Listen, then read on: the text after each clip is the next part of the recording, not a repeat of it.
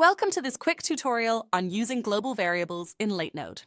Today we're looking at a simple yet powerful scenario that demonstrates how to create and retrieve global variables.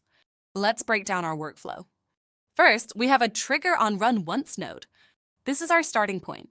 It kicks off the scenario when you hit the Run Once button. Next, we move to the SetGlobalVariables node.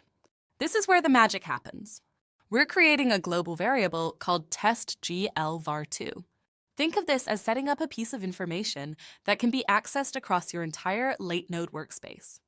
Finally, we have a JavaScript node. This bit of code retrieves a list of all existing global variables, including the one we just created. Now, why is this useful? Imagine you're building a complex workflow that spans multiple scenarios. Global variables allow you to share data between these scenarios effortlessly. For example, you could store user preferences, API keys, or any other data that needs to be consistent across your entire project. When we run this scenario, we'll see a list of all our global variables, confirming that our new variable testglvar2 has been successfully created and can be accessed. This simple example opens up a world of possibilities for creating more dynamic, interconnected workflows in Latenode.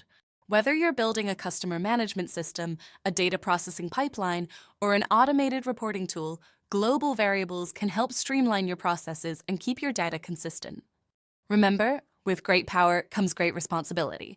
Use global variables wisely to keep your workflows clean and efficient.